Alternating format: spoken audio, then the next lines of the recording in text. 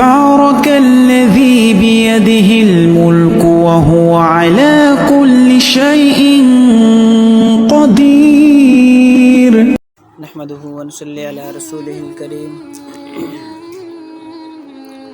اما بعد فاعوذ باللہ من الشیطان الرجیم. بسم اللہ الرحمن الرحیم.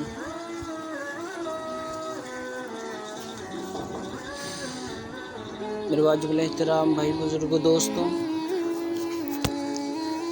ہمارے لیے زندگی گزارنے کا بہترین نمونہ حضرت محمد مصطفیٰ صلی اللہ علیہ وآلہ وسلم کی سیرت مقدسہ ہے، اور یہ ایسی صورت میں ممکن ہے جب ہم آپ صلی اللہ علیہ وآلہ وسلم کی زندگی گزارنے کے طریقوں سے واقف ہوں.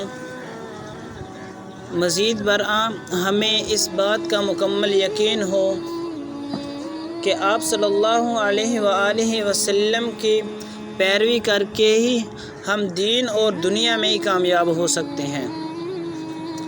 خالق جہان قرآن مجید میں خود آپ صلی اللہ علیہ وآلہ وسلم کی ذات کے متعلق ارشاد فرمایا.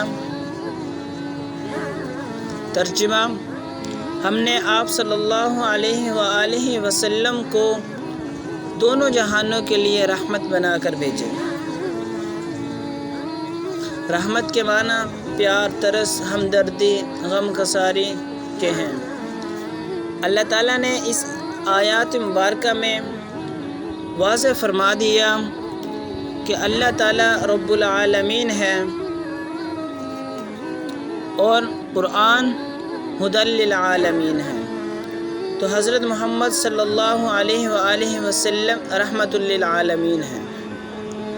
یعنی جس طرح کائنات کی کوئی چیز اللہ تعالیٰ کی ربوبیت سے بے خبر اور بے نیاز نہیں رہ سکتی، اسی طرح وہ رسول اللہ صلی اللہ علیہ وسلم کی ہمدردی، مہربانی سے بے نیاز نہیں رہ سکتی. سب سے پہلے کائنات میں سب سے عظیم انقلاب حضرت محمد صلی اللہ علیہ وسلم ہی لائے تھے، اور وہ انقلاب آپ صلی اللہ علیہ وآلہ وسلم نے سب سے پہلے خود اپنی ذات میں پیدا کیا تھا. قول و فعل میں مطابقت، انکساری، سادگی، اور رحمت للعالمین کے عملی انوارات اور مظاہرے تھے. سرکار دو عالم صلی اللہ علیہ وآلہ وسلم کی ذات مقدس ہر زمانہ کے لیے، ہر انسان کے لیے، ہر مکان کے لیے اور مکمل دین اسلام پہنچانے کے لیے مبعوث ہوئے تھے. پھر کوئی وجہ نہیں تھی کہ آپ صلی اللہ علیہ وسلم قول و فعل میں مطابقت کا ایک ایسا زبردست نمونہ پیش نہ کرتے اور کائنات کے لیے حرف آخر ہوتا.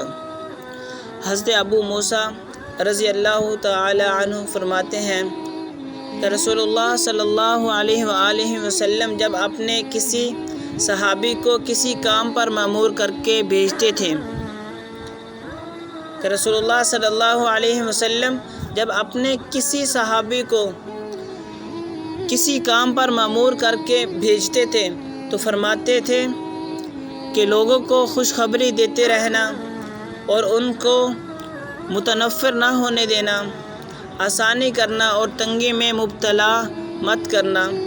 حضور اکرم صلی اللہ علیہ وآلہ وسلم نے جہاں امت کو یہ درس دیا ہے کہ تمہیں اپنے حاکموں کو اطاعت کرنا ہے، تمہیں اپنے حاکموں کی اطاعت کرنا ہے، اگرچہ تمہارا امیر حبشی غلام ہو، وہاں حاکموں کو بھی تلقین کی گئی ہو اور وہ اللہ رب العزت کی قائم کردہ حدود کے اندر ہیں. اسی حدیث شریف میں حاکموں کو 3 ہدایات 3 لفظوں میں دی گئی. پہلے نمبر پر اپنی رعایا کو پر امید رکھیں اور ان کو اچھے کام پر بشارت دیتے رہنا. حدیث شریف میں حاکموں کو 3 ہدایات 3 لفظوں میں دی گئی ہیں. سب سے پہلا لفظ اپنی رعایا کو پر امید رکھیں اور ان کو اچھے کام پر بشارت دیتے رہنا۔ دوسرے نمبر پر قوانین اور احکامات اسلامیہ کا نفاذ اس طرح نہ کریں کہ لوگ متنفر ہو جائیں اور اپنے دلوں میں نفرت کرنے لگیں۔ تیسرے نمبر پر ارشاد فرمایا کہ رعایا کے لیے آسانی پیدا کریں تاکہ رعایا آزاد اور خوشحال اور عزائم کو سینوں میں نشو و نما کر دیں۔ اللہ تعالی ہمیں سیرت طیبہ اپنانے کی توفیق عطا